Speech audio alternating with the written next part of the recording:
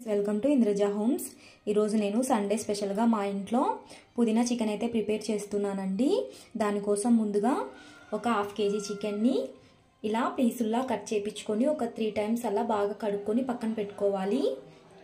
అందులోకి ఒక చిన్న గుప్పెడు పుదీనా, ఒక చిన్న గుప్పెడు కొత్తిమీర, అల్లం వెల్లుల్లి, ఒక స్పూన్ వరకు వాటర్ మిలన్ సీడ్స్ ఉంటాయి కదా, అవి వీటికి బదులుగా మీరు కాజు అయినా వేసుకోవచ్చు. నేనైతే ఇవి వేస్తున్నా, మీరు కాజు అయినా వేసుకోండి. ఒక హాఫ్ కేజీ చికెన్కి ఒక 10 వరకు మిరపకాయలు తీసుకున్నానండి. ఇందులో కారం అయితే యూజ్ చేయము, పచ్చిమిరపకాయలతోనే మనము కారం అంతా అడ్జస్ట్ చేసుకోవాలి. ఇవి కొంచెం కారం ఎక్కువ ఉంటాయి, అందుకే నేను ఒక 10 అయితే తీసుకున్నాను. ఇలా మీడియం సైజ్వి మీ కారానికి తగ్గట్టుగా మీరు పచ్చిమిరపకాయలు యాడ్ చేసుకొని ఉన్నగా పేస్ట్ అయితే తయారు చేసుకొని పక్కన పెట్టుకోవాలి. ఇప్పుడు చికెన్ ప్రిపరేషన్ చూద్దాం. ఇలా ఒక ప్యాన్ పెట్టుకొని అందులోకి ఒక 3 స్పూన్ల వరకు ఆయిల్ వేసుకోవాలి. ఆయిల్ హీట్ అయిన తర్వాత అందులోకి 2 యాలకులు, ఒక 2 లవంగాలు, ఒక హాఫ్ ఇంచ్ వరకు చెక్క వేసుకోవాలి. ఇవి ఫ్రై అయిన తర్వాత ఒక ఆనియన్ని చిన్నగా కట్ చేసుకొని వేసుకోవాలి.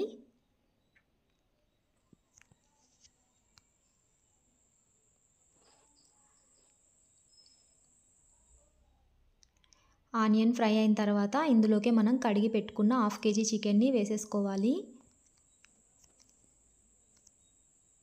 ఇలా చికెన్ అంతా వేసుకున్న తర్వాత ఆయిల్లోనే ఒక 3-4 మినిట్స్ వరకు బాగా వేయించుకోవాలి. ఇందులో ఉండే పచ్చివాసన అంతా పోయే వరకు ఆయిల్లోనే బాగా ఫ్రై చేసుకోవాలి చికెన్ అంతా.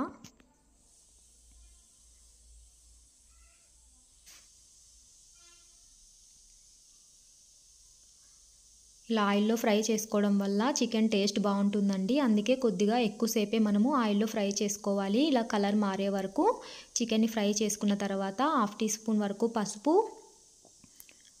1 టీ స్పూన్ వరకు సాల్ట్ వేసుకోవాలి.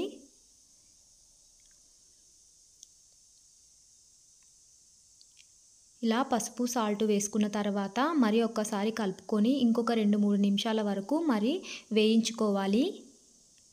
ఇలా వేయించుకోవడం వల్ల చికెన్ మంచి టేస్టీగా వస్తుందండి. ఇలా వేగిన తర్వాత ఇందులోకి మనం ముందుగా పేస్ట్ చేసి పెట్టుకున్న పుదీనా పేస్ట్ని కూడా యాడ్ చేసేసుకోవాలి. ఇలా పుదీనా పేస్ట్ని వేసుకున్న తర్వాత ఒక్కసారి బాగా కలిపేసుకుందాము. ఆ పుదీనా పేస్ట్ అంతా చికెన్ ముక్కలకి పట్టే వరకు బాగా కలిపేసుకొని ఇందులోకి మనం ఒక అరకప్పు వరకు పెరుగు తీసుకోవాలి. పెరుగు వేసుకుంటే చాలా టేస్టీగా ఉంటుందండి, గ్రేవీ కూడా చిక్కగా వస్తుంది.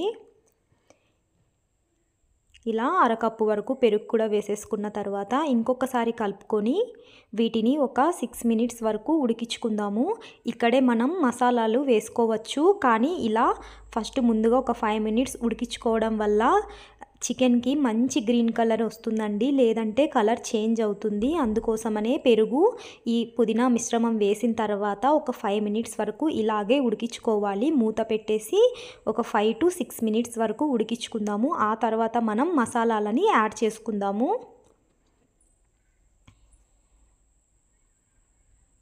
చూసారు కదా, 5 మినిట్స్ తర్వాత గ్రీన్ కలర్ అంతా ముక్కలకి పట్టేసింది. ఇప్పుడు మనం మసాలాలు ఒక్కసారి అంతా కలిపేసుకున్న తర్వాత ఇప్పుడు మనం మసాలా యాడ్ చేసుకుందాము.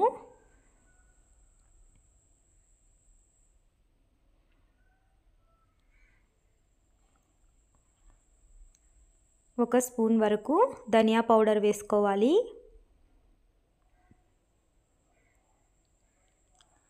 అర టీ స్పూన్ గరం మసాలా,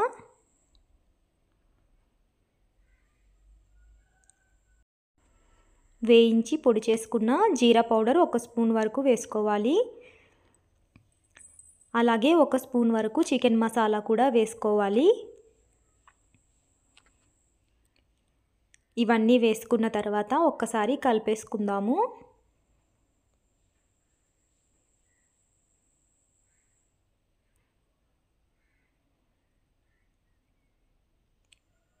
ఇలా కలిపేసుకున్న తర్వాత మూత పెట్టుకొని ఒక 15 మినిట్స్ లో ఫ్లేమ్లోనే ఉడికించుకుంటే టేస్టీ పుదీనా చికెన్ రెడీ అయిపోతుంది.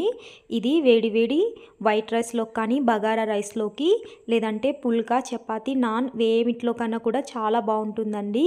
ఇప్పుడు మనకు ఉప్పు కారాలు ఎలా సరిపోయాయో లేదో చెక్ చేసుకోండి. సరిపోకుంటే ఇక్కడ ఒక హాఫ్ టీ స్పూన్ వరకు కారం అడ్జస్ట్ చేసుకోండి. ఇలా నూనె అంతా పైకి వచ్చిన తర్వాత ఒక హాఫ్ కప్పు వరకు వాటర్ యాడ్ చేసుకోవాలి.